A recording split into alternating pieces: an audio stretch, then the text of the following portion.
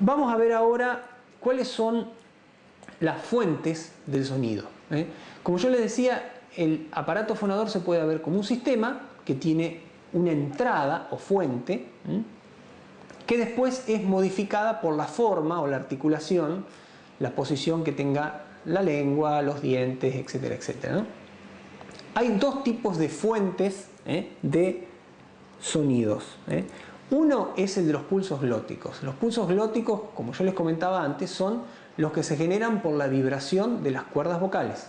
Las cuerdas vocales vibran cuando viene la presión del aire desde los pulmones.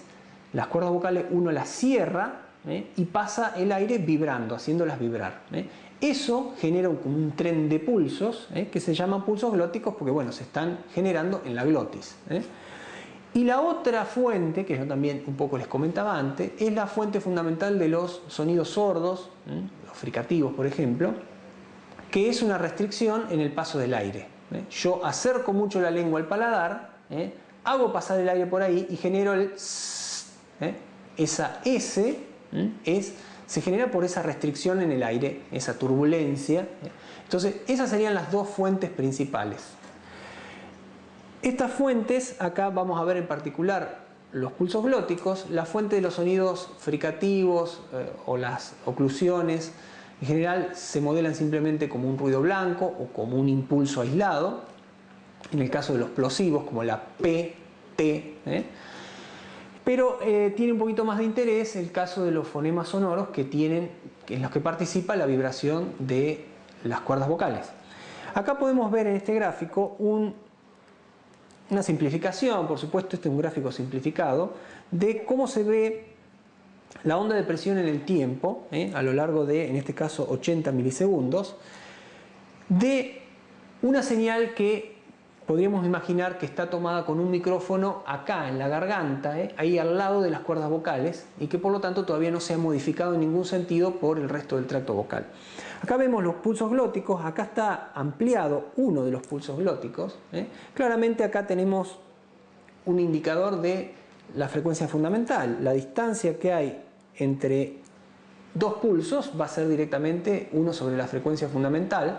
O sea que vemos que claramente la definición de la frecuencia fundamental, la afinación de un cantante, si ustedes quieren, está definida a nivel de la tensión de las cuerdas vocales, que van a vibrar más rápido o más lento, dejando pasar el aire más veces por segundo o menos veces por segundo.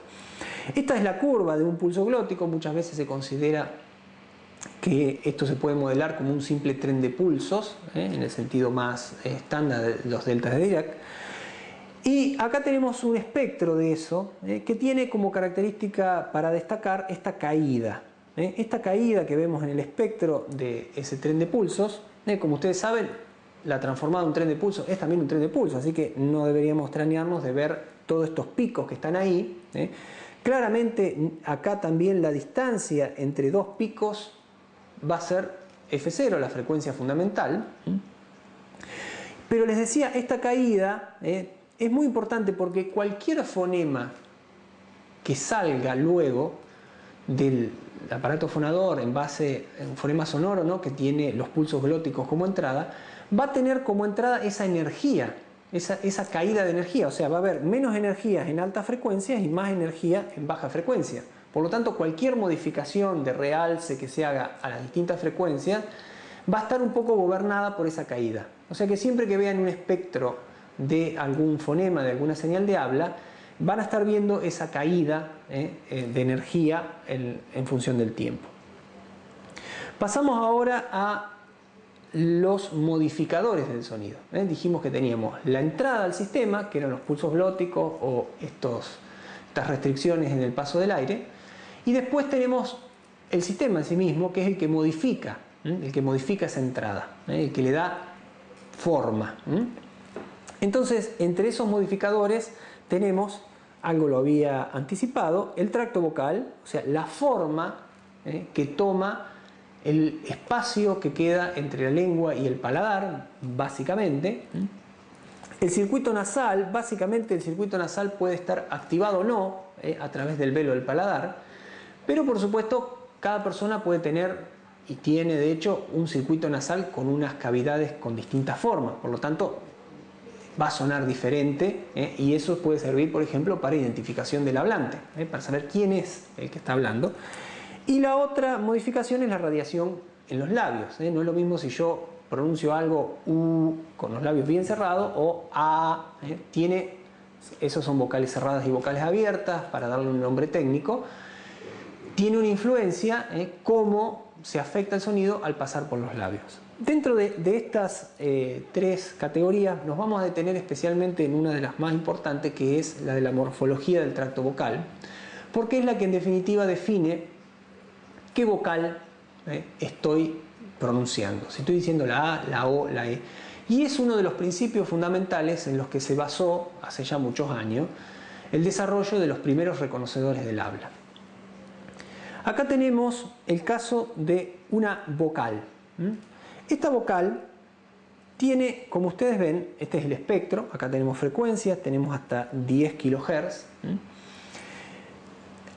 Tenemos esta escala en decibeles, en la energía, y tenemos dos gráficas. Van a ver una gráfica en gris claro y otra gráfica un poco más suavizada en negro.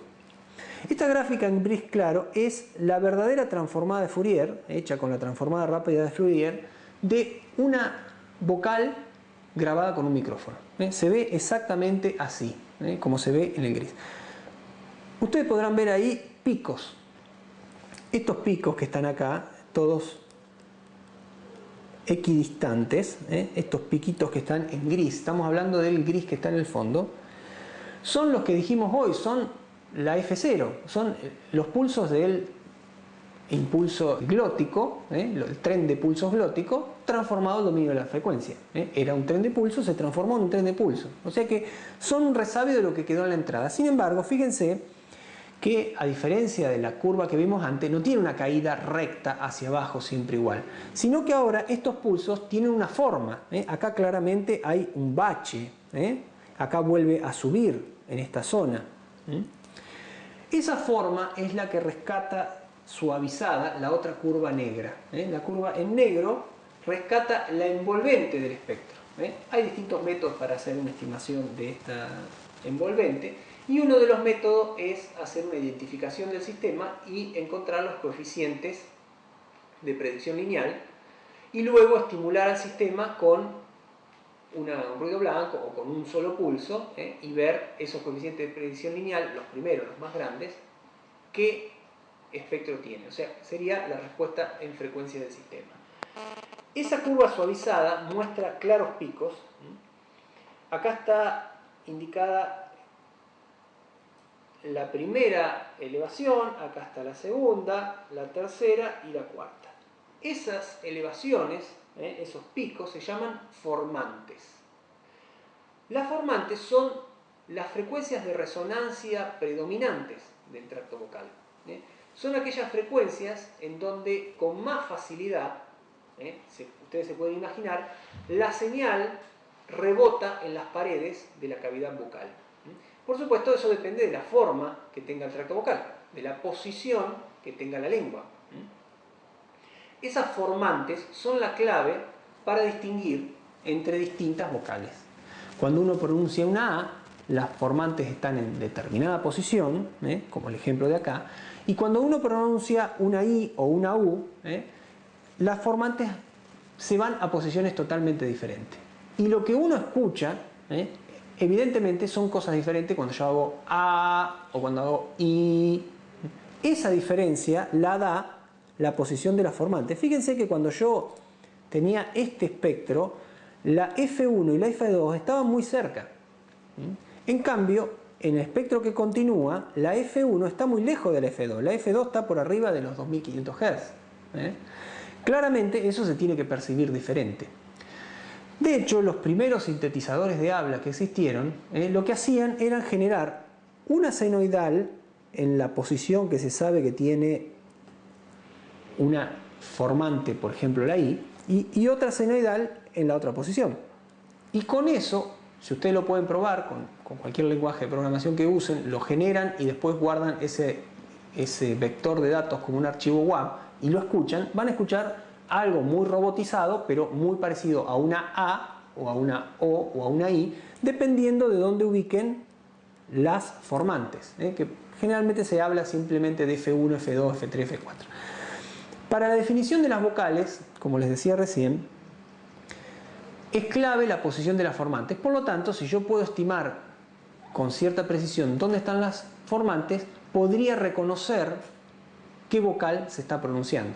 Y ese también es un principio básico para los sistemas de reconocimiento del habla.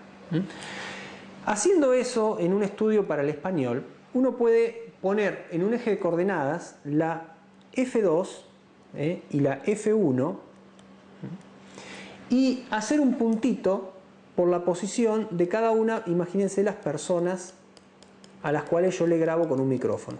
Este experimento podría pensarse así: yo busco muchas personas, a todos le digo de sí A, grabo otra, A, todas las A que quiero. Después a esas A le hago una simple transformada de Fourier y me fijo en cuántos hertz está el primer gran pico y en cuántos hertz está el segundo gran pico y pongo un puntito acá. Otra persona viene, pongo otro punto acá, y lo que uno observaría es que todas las personas que dijeron A tienen una F1 que anda alrededor de los 800 Hz y una F2 que anda alrededor de los 1300, 1400 Hz, algo así. Eso hace que cuando yo digo A, también la otra persona entienda A. Y cuando yo digo O, que fíjense que tiene una F2 mucho más baja, también la otra persona entienda O. Eso, por supuesto, como les decía antes, también es clave para la detección o para el reconocimiento del habla en sistemas artificiales. Acá hay otra información en este gráfico que es de interés. Fíjense que están las vocales clasificadas como anteriores, medias o posteriores. La I y la E se pronuncian anteriores o agudas. Aguda está claro porque la F2 tiene una componente de mucho más frecuencias y están en una etapa anterior del tracto vocal. Traten de pronunciar la I, la E y traten de sentir dónde les vibra más la boca y van a ver por qué estamos hablando de anteriores o posteriores. Después pronuncien la O, la U, van a sentir más profundo todavía, entonces van a ver que son posteriores. Y bueno, la A es considerada como media. Algo similar también con la forma de articular las vocales es que sean cerradas o abiertas. Cuando uno dice A, abre la boca, y cuando uno dice I, tiene la boca bastante cerrada, como cuando uno dice O. En cambio, cuando dice E, tiene la boca entreabierta, y cuando dice U, la tiene mucho más cerrada. Entonces, bueno, esa es otra de las clasificaciones articulatorias de las vocales. A todo esto nos interesa, por supuesto, qué podemos usar de esta información para ser un buen reconocedor del habla.